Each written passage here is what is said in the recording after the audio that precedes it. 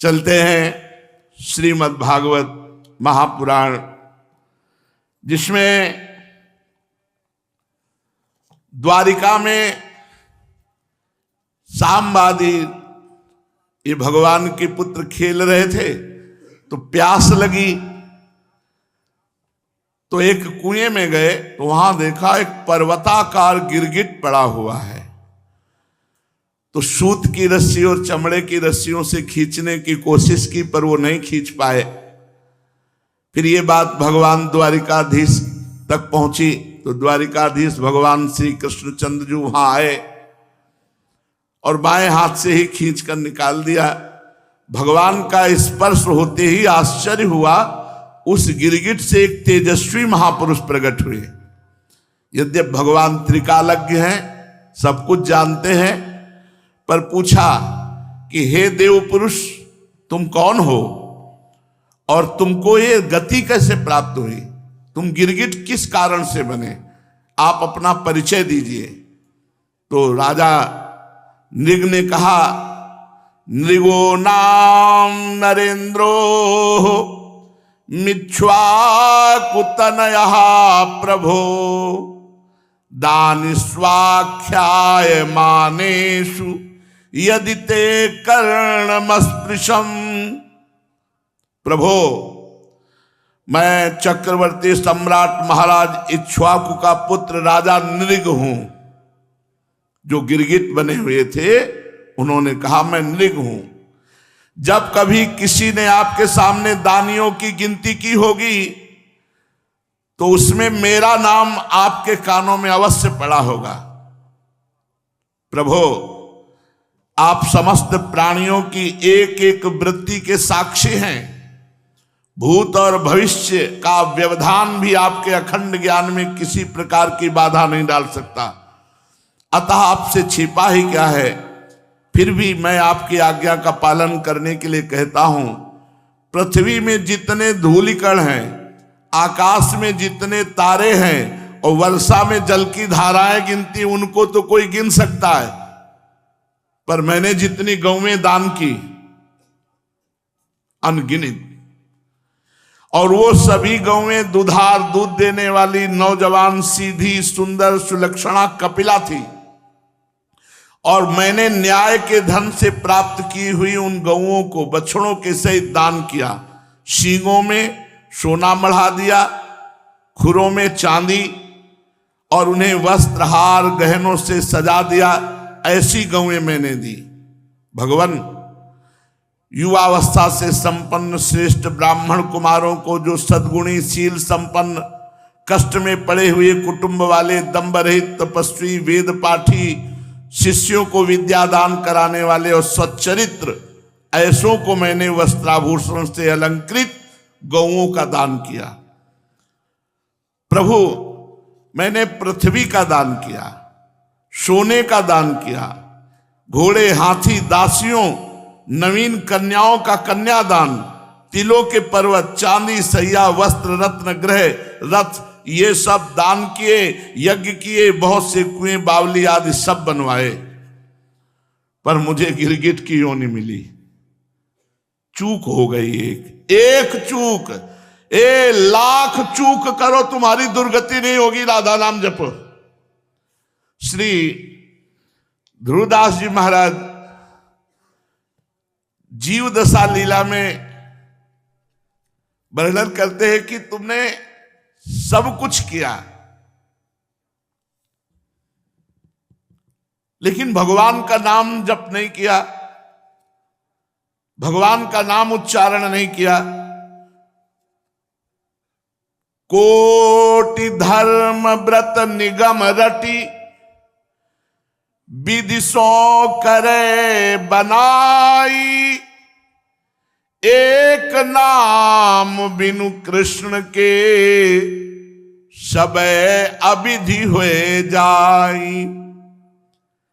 कोई करोड़ों धर्म करे, व्रत करे, वेदों को रटे, बड़े विधान से धर्म कर्म सब करे, लेकिन भगवान का केवल नाम जप नहीं किया और सब किया। तो बोले सब अविधि हुए जाई, दान पुण्य नृग नृप बड़ कियो, 16 अंधकूप में दियो। बहुत दानी थे महाराज नृग। नाम जप नहीं किया तो एक अपराध सारे पुण्यों को ढक करके उनको गिरगिट बना दिया। और पापी एक अजामिल भयो, अधम बीज तिन तरु निर्मयो, सुतहित नाम नारायण लियो, सो पापी बैकुंठ ही गयो। ये तो महादानी, और एक अपराध भूल से बन गया तो गिरगिट बने, और महापापी भूल से बेटे के लिए उच्चारण किया नारायण नाम तो बैकुंठ पहुंच गया। इसलिए कोटि धर्म व्रत निगम रटी, विधि 100 करे बनाई, एक नाम बिनु कृष्ण के, सबे अविधि हुए जाए। कोटि धर्म जो को करियावे, कृष्ण नाम बिनु गति नहीं पावे। चाहे करोड़ों तुम साधन कर लो, यदि नाम जप नहीं करते हो तो इस संसार समुद्र से पार नहीं हो सकते हो। नाम ही सो जिनी बांध्यो नातो, जग के सुख सो भयो हाथो। जिसने नाम से अपना संबंध जोड़ लिया, राधा राधा राधा राधा, तो जग के भोगों की जो कामना है, तृष्णा है, ये नष्ट हो जाएगी। ब्रह्मादिक के भोग सब विषम लागत ताई, नारायण ब्रजचंद की लगन लगी है जाए। अगर आपने हरि नाम नहीं लिया, कृष्ण नाम नहीं लिया, राधा नाम नहीं लिया और ये सब किया तो बेकार हो गया। क्या? हेम को सुमेर दान, अभी नृग जी वर्णन कर रहे, तो यहां ध्रुवदास जी महाराज कह रहे हेम को सुमेर दान। कितना सोना दान कर? बोले सुमेरु जैसा। और रतन अनेक दान, अनेक प्रकार के रत्नों का दान, गजदान हाथियों का दान, अन्नदान भोजन आदि अन्न आदि, और भूमि दान करही। ध्यान से सुने, हेम को सुमेरु दान, रतन अनेक दान, गजदान, अन्नदान, भूमि दान करही, और मोती के तुला दान। एक तराजू में पलड़े में आप बैठ जाए और एक में मोतियां, और फिर उसको दान करें। और मकर प्रयाग नहान, माघ मकर गति जब रवि होई, तीर्थ पति है आव सब कोई। तीर्थराज में मकर संक्रांति के समय स्नान करने से बड़ा पुण्य होता है। तो मोतीनु के तुला दान, मकर प्रयाग नहान, और ग्रहण में काशी दान, चित्त शुद्ध धरही। जब ग्रहण पड़े तो काशी में बड़ा महत्व है। गंगा स्नान करके गंगा में खड़े होकर के अनुष्ठान करना आदि। चित्त शुद्ध धरही, सेज दान, कन्यादान, कुरुक्षेत्र गौदान। ध्यान से सुनो, इतने में पापन को नेकहू न हरही, कृष्ण केसरी को नाम एक बार लीने ध्रुव, पापी तिहू लोकन के छिन माही तरही। ये सब दान एक तरफ और भगवान का नाम एक तरफ। अगर बात मान लो तो सुनो महाराज नृग के मुख से। वो कह रहे हैं भगवान, जितनी भूमि में कण हैं, आकाश में तारे हैं और जल की धाराएं हैं, ऐसी असंख्य गौ में दान की। एक गलती हो गई। क्या गलती हुई? एक दिन दान ना लेने वाले तपस्वी ब्राह्मण की एक गाय भूल से उधर गौशाला के पास गई होगी, तो गौरक्षकों ने समझा कि महाराज की ही गौशाला के, तो अंदर कर लिया। और जो ब्राह्मण को दान दिए जा रहे थे, तो वो गाय जो तपस्वी ब्राह्मण दान नहीं लेता था, उसकी गाय भूल से गौशाला और गौशाला से दान में आ गई। तो जो दान लिए था ब्राह्मण, वो बड़े आनंद से जा रहा था, और वो ब्राह्मण जिसकी गाय खो गई थी, उसने कहा ये गाय तो मेरी है। तो दान लेने वाले ने कहा ये गाय तो मेरी महाराज नृग ने अभी दिया है। तो बोले नहीं, गाय मेरी महाराज नृग कैसे दे सकते? तो बोले चलो महाराज के पास। अब महाराज के पास गए, और जो दान लिया था उसने कहा महाराज आपने गाय अभी दान दी? बोले हाँ स्वीकृत है, मैंने आपको दी। तो जिसकी गाय खो गई थी उसने कहा आप दान कैसे दे सकते हैं, गाय मेरी है और मैं किसी से दान कभी लेता नहीं, तो आपने हमारी गाय दान कैसे कर दी? आपने हमारी गाय चुरा ली। ब्राह्मण की बात सुनकर मैं भ्रमित हो गया, मैं धर्म संकट में पड़ गया। तो जिसकी गाय थी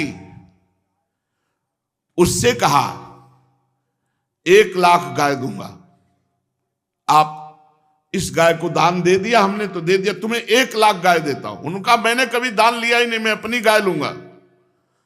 जिसको दान किया था उससे कहा 1 लाख गाय दूंगा, तुम बोले नहीं हम यही गाय लेंगे। मैंने हाथ जोड़कर दोनों से कहा मैं आपका सेवक हूं, मेरे से अपराध बन रहा है, आप कृपा कीजिए, इस अपराध से मुझे बचाइए। राजन मैं इसके बदले में कुछ नहीं लूंगा, ये कहकर तो गाय का स्वामी चला गया जो कभी दान नहीं लेता था। इसके बदले में 1 लाख क्या, तुम और 10,000 गाय दो तो भी मैं नहीं लूंगा, ये कहकर दूसरा ब्राह्मण चला गया। जब मेरी आयु समाप्त हुई तो केवल इतने के कारण मुझे यमपुरी ले जाया गया। यमपुरी में ले जाकर के धर्मराज ने पूछा तुम अपने पाप का फल भोगना चाहते हो पहले या पुण्य का? तो हमने कहा पाप का। तो मुझे तत्काल ये गिरगिट का शरीर मिला द्वारिका के कुएं में। तब से मैं बड़ा कष्ट भोग रहा था। आज आपके दर्शन से गिरगिट योनि से मुक्त हुआ हूं। प्रभु मैं ब्राह्मणों का सेवक, उदार दानी, आपका निज जन, बड़ी अभिलाषा थी कि आपके किसी प्रकार दर्शन हो जाए। ये आपकी कृपा है कि पूर्व जन्म की हमारी स्मृति नष्ट नहीं हुई।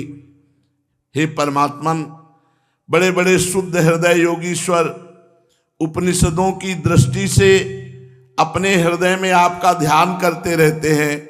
हे इंद्रियातीत परमात्मन, साक्षात आप मेरे नेत्रों के सामने आ गए, ये कितनी बड़ी कृपा है आपकी। प्रभु मैं तो अनेक प्रकार के व्यसनों दुखद कर्मों में फंसकर अंधा हो रहा था। आपका दर्शन तो तब होता है जब संसार चक्र से छुटकारा मिलने का समय आता है। हे देवताओं के आराध्य देव पुरुषोत्तम गोविंद, आप ही व्यक्त और अव्यक्त जगत तथा जीवों के स्वामी हैं। हे अविनाशी अच्युत, आपकी कीर्ति पवित्र है। हे अंतर्यामी नारायण, आप ही समस्त वृत्तियों और इंद्रियों के स्वामी हैं। प्रभु श्री कृष्ण, मैं अब अपने देवलोक को जा रहा हूं, आप मुझे आज्ञा दीजिए। आप ऐसी कृपा कीजिए कि मैं चाहे कहीं भी क्यों न रहूं, मेरा चित्त सदा आपके चरण कमलों का चिंतन करता रहे। प्रभु आप समस्त कार्यों और कारणों के रूप में विद्यमान हैं। मैं जानता हूं आपकी शक्ति अनंत है, और मैं ये भी जानता हूं कि आप स्वयं ब्रह्म हैं। मैं आपको बार बार नमस्कार करता हूं। सच्चिदानंद स्वरूप सर्वांतर्यामी वासुदेव भगवान श्री कृष्ण, आप समस्त योगों के स्वामी हैं, स्वयं योगेश्वर हैं। मैं आपको बार बार नमस्कार करता हूं। राजा नृग ने इस प्रकार भगवान की स्तुति की और परिक्रमा करके 4 मुकुट से उनके चरणों में पुनः साष्टांग प्रणाम किया। जे ही प्रणाम कर रहे थे ते श्रेष्ठ विमान आया और विमान पर बैठ करके वो देवलोक को चले गए। राजा नृग के चले जाने पर ब्राह्मणों के परम प्रेमी धर्म के आधार देवकी नंदन भगवान श्री कृष्ण ने संपूर्ण द्वारिका वासियों को और अपने कुटुंब को शिक्षा दी। जो लोग अग्नि के समान तेजस्वी हैं वो भी यदि ब्रह्म ऋषियों का थोड़ा भी अपराध कर दे तो नष्ट हो जाएंगे। भगवान बोल रहे हैं, जो अभिमानवश झूठ मूठ अपने को लोगों का स्वामी समझते हैं, उन राजाओं की क्या सामर्थ्य है कि ब्रह्म ऋषियों का अपराध करके वो ठीक से रह सके। ना हम हालाहलम मन्ने विषम यस्य प्रतिक्रिया ब्रह्मस्वम ही विषम प्रोक्तम नास्य प्रतिविधिर भूई। भगवान कह रहे हैं मैं हलाहल विष को विष नहीं मानता, क्योंकि हलाहल विष की चिकित्सा हो सकती है, लेकिन यदि ब्रह्म ऋषि ब्राह्मण का धन अपहरण कर लिया जाए तो कुल परंपरा को नष्ट कर देगा। वो महाविष है, नष्ट कर देगा। उसको पचा लेने की सामर्थ्य पृथ्वी में किसी की भी नहीं है, ना किसी औषधि की है और ना कोई उपाय है। उससे बचने का भोगना ही पड़ेगा। इसलिए वैष्णव से ब्रह्म ऋषियों से बचना चाहिए कि हम कोई उनका अपराध न कर दे। हलाहल विष केवल खाने वाले का प्राण हर लेता है। आग भी जल के द्वारा बुझाई जा सकती है, परंतु ब्राह्मण के धन रूपी अरण से जो आग पैदा होती वो सारे कुल को समूल जलाकर भस्म कर देती है। ब्राह्मण का धन यदि उसकी पूरी पूरी सम्मति लिए बिना भोगा जाए तो भोगने वाले और उसके लड़के और उसके पौत्र 3 पीढ़ियों का नाश करता है। और यदि बलपूर्वक हठपूर्वक उनसे छीन कर भोगा जाए तो 10 पीढ़ियों का नाश करता है। 10 पीढ़ियों का। पूर्व पुरुषों की 10 पीढ़ियां और आगे की 10 पीढ़ियां, 20 पीढ़ियां हो गई। जो ऊपर पितरलोक में उनको नरक जाना पड़ेगा और जो आगे 10 पीढ़ियां होंगी उनको नरक जाना पड़ेगा, यदि जबरदस्ती बलपूर्वक ब्राह्मण की संपत्ति छीन कर उपभोग किया जाए। भगवान बोल रहे हैं द्वारिकाधीश, जो मूर्ख राजा अपनी राज्य लक्ष्मी के घमंड से अंधे होकर ब्राह्मणों का धन हड़पना चाहते हैं, वो सीधे नरक का रास्ता पुष्ट करते हैं। वे नहीं देखते कि ब्रह्म ऋषियों के वैष्णवों के अपराध से उनको कितने बड़े गड्ढे में गिरना पड़ेगा।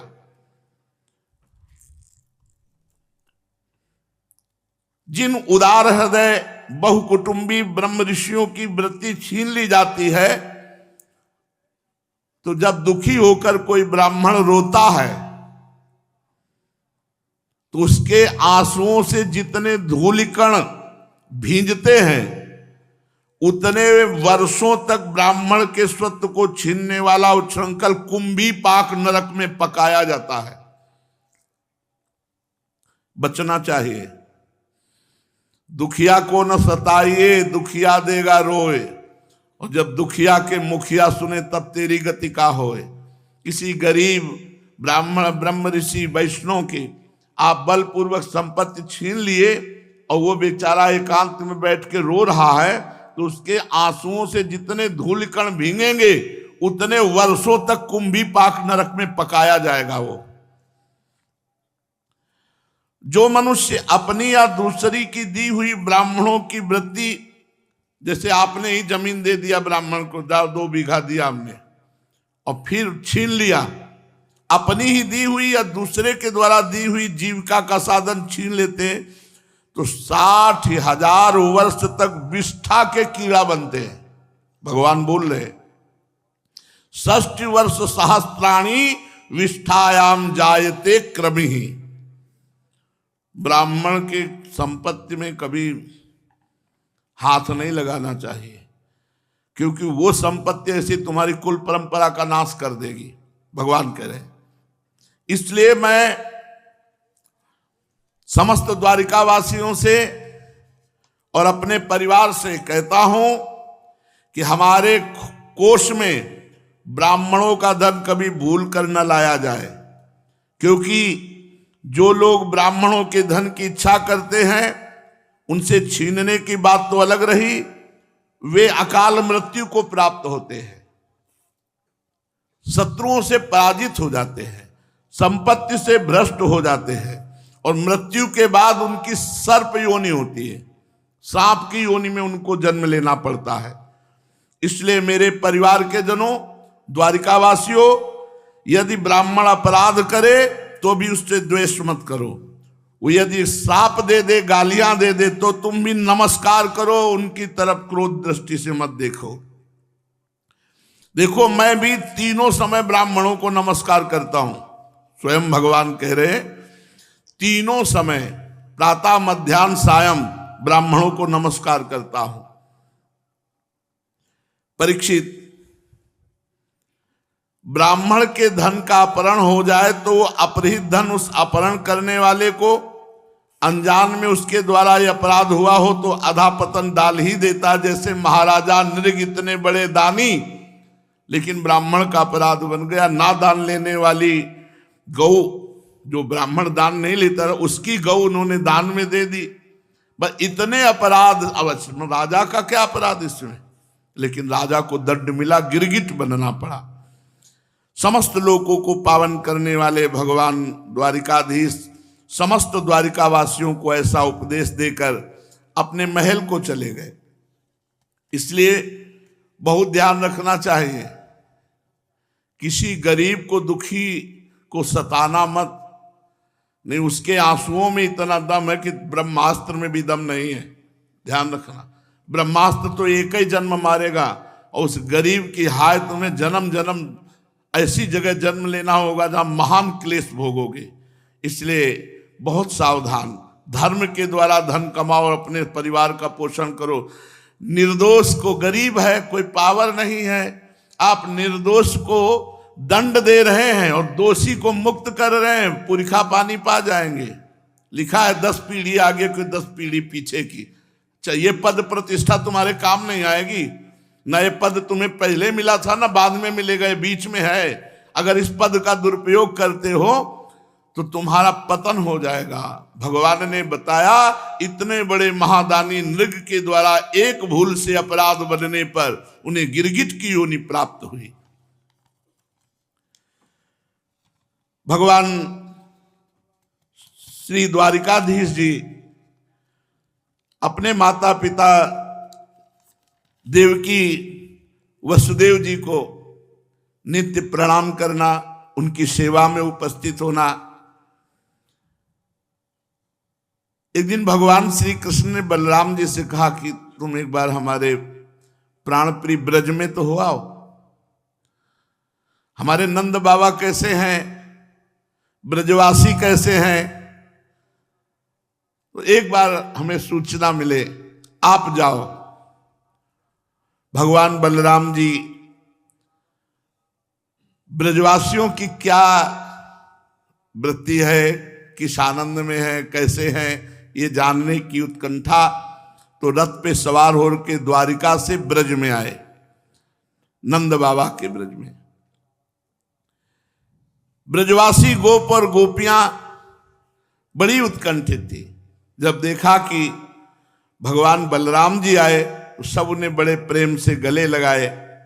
बलराम जी ने माता यशोदा और नंद बाबा को प्रणाम किया। उन लोगों ने भी आशीर्वाद देकर उनका अभिनंदन किया और ये कहकर कि बलराम जी तुम तो जगदीश्वर हो, अपने छोटे भाई श्री कृष्ण के साथ सर्वदा हमारी रक्षा करते रहो। उनको गोद में ले लिया। नंद बाबा जी बड़े वृद्ध जो ब्रजवासी थे बलराम जी को, और प्रेमाश्रुओं से उन्हें भिगो दिया।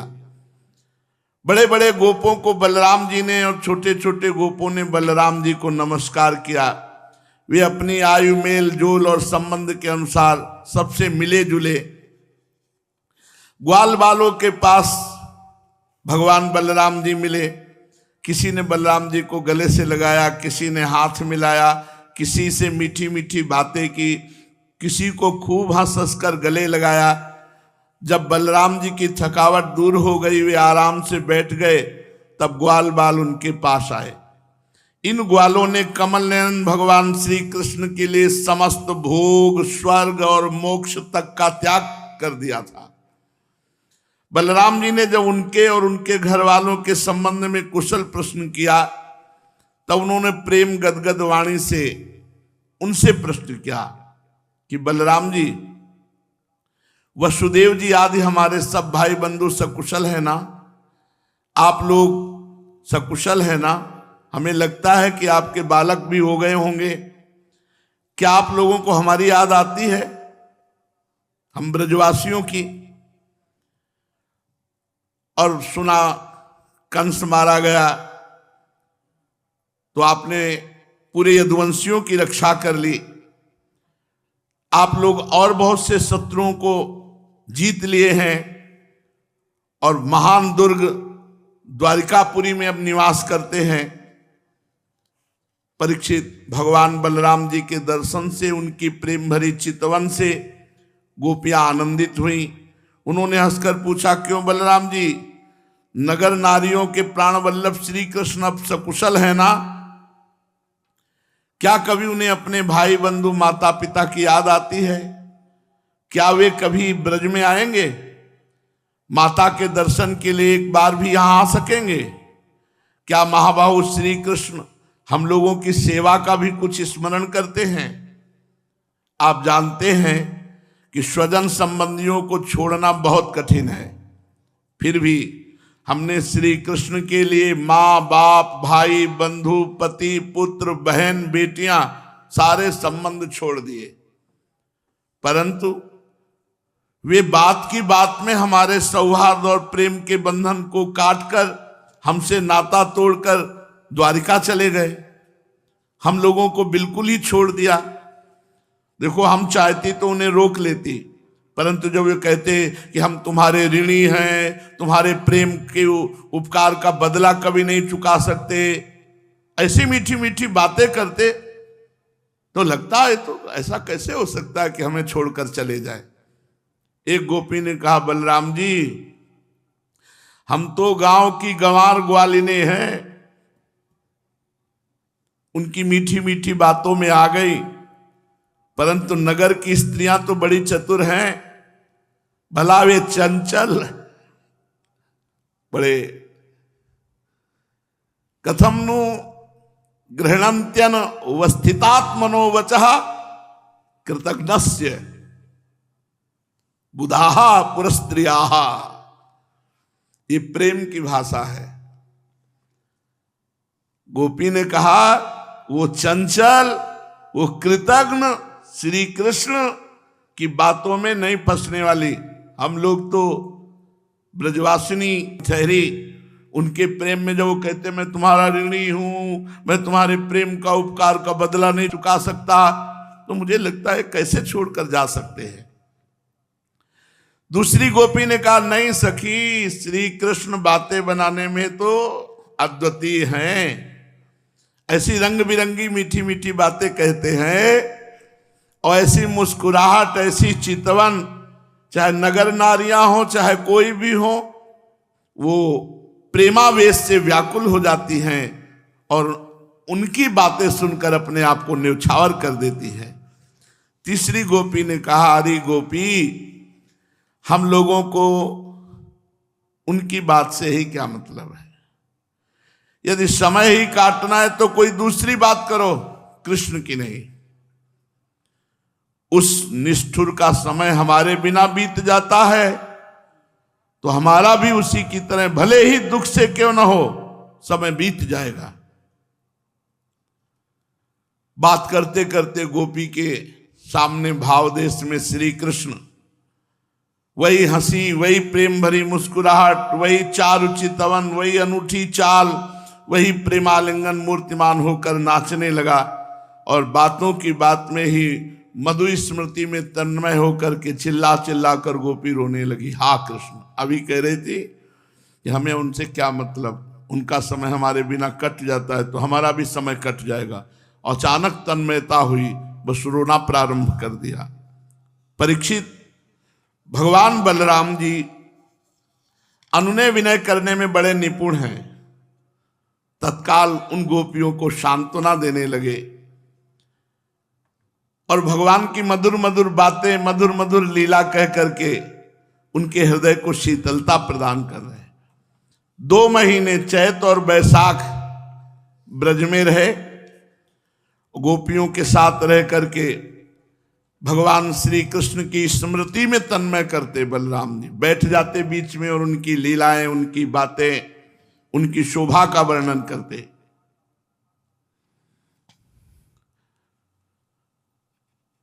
गोपियां बलराम जी के चारों ओर उनके चरित्र का गान करती।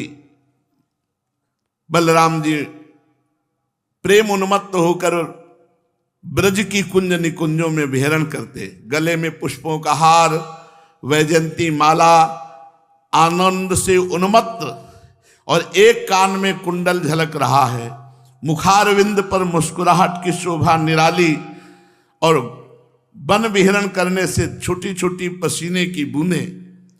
सर्वशक्तिमान बलराम जी ने जल क्रीड़ा करने के लिए यमुना जी को पुकारा, परंतु यमुना जी ने ध्यान नहीं दिया। बलराम जी पुकारा कि इधर आ जाओ यमुना जी, अब धारा से इधर आओ, आओ हम स्नान करना चाहते हैं। जाके स्नान करना चाहिए, पर बलराम जी है। अब यमुना जी नजदीक नहीं आई। बलराम जी को बहुत गुस्सा आया, तुरंत हल्का स्मरण किया और यमुना जी में फंसाया और कहा हमारी आज्ञा का उल्लंघन किया, मेरा तिरस्कार किया, अब देखो मैं तुम्हें स्वेच्छाचार का फल चखाता हूं। बलराम जी ने जो ही ऐसा किया तो यमुना जी प्रकट हो गई, चरणों में गिर गई और कहने लगी, हे लोकाभिराम बलराम जी महाबाहो, मैं आपका पराक्रम भूल गई थी, इसलिए आपकी आज्ञा का पालन करने में विलंब हुआ।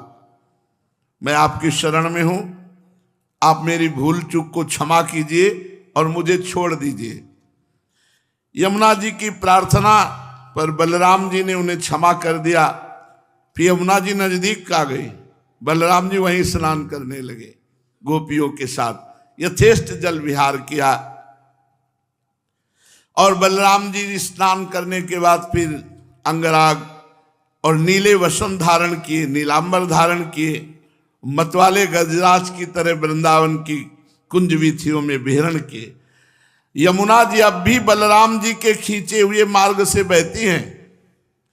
ऐसा जान पड़ता है मानो अनंत शक्ति भगवान बलराम जी का यशोगान कर रही है। बलराम जी का चित्त ब्रजवासिनी गोपियों के माधुर्य से इस प्रकार मुग्ध हुआ कि उन्हें समय का कुछ ज्ञान ही नहीं रहा। बहुत सारे समय ब्रज में व्यतीत करके जब बलराम जी नंद बाबा के ब्रज में आए हुए थे तो पीछे करुष देश के अज्ञानी राजा ने भगवान के पास संदेश भिजवाया था। क्या था कि उसको काशी नरेश और राजाओं ने बताया कि तुम तो भगवान वासुदेव हो, तुम्हारा तो अवतार जगत उद्धार के लिए हुआ है। वो नकली वासुदेव द्वारिका में, तुम असली वासुदेव हो। और 2 काठ की और भुजाएं लगवा दी और सुदर्शन चक्र बनावटी, और उसे कहा भगवान वासुदेव, और वो मूर्ख अपने को मानने लगा। बहकावे में आके उसने एक दूत भेजा।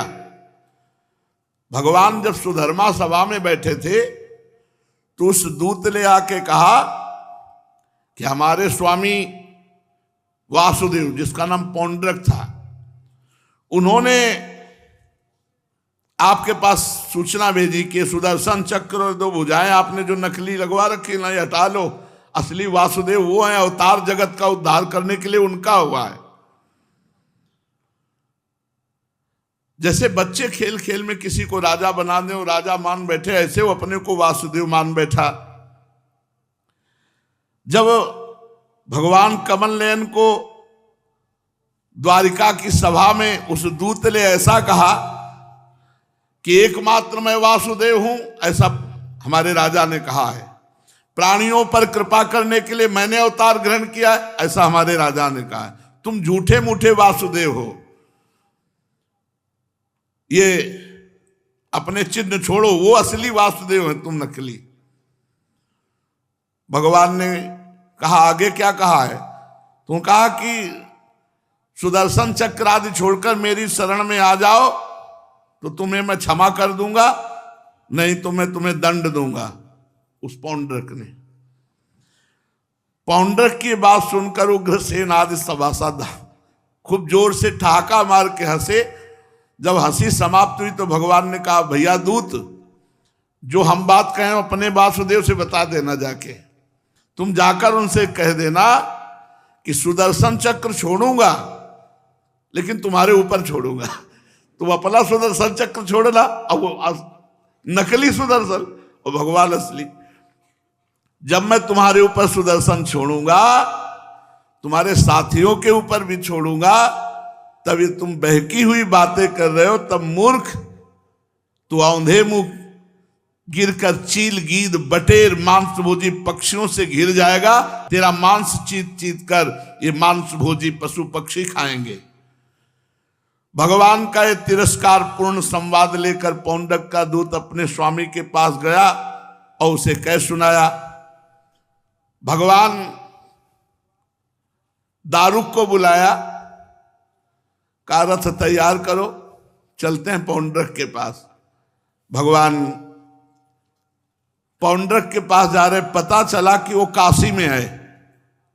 पौंड्रक काशी नरेश का मित्र है और इस समय काशी में है। तो भगवान स्वयं पहुंच रहे हैं काशी और बड़ा विचित्र खेल हुआ। सारूप्य मोक्ष की प्राप्ति हुई उसको, पौंड्रक को। मतलब झूठी बात करने से परम पद को प्राप्त हो गया। मैं वासुदेव हूं, मैं वासुदेव हूं, मैं वासुदेव हूं, ये चिंतन होने से वो सारूप्य मोक्ष को प्राप्त। यार कैसे हमारे भगवान है कि किसी भी तरह से भगवान से जुड़ जाए तो मंगल ही हो जाता है। यद्यपि भगवान की अवहेलना कर रहा है, भगवान से द्वेष कर रहा है, तो इसे नरक जाना चाहिए, लेकिन सारूप्य मोक्ष को प्राप्त हुआ। शेष चर्चा आगे। श्री राधा वल्लभ लाल की।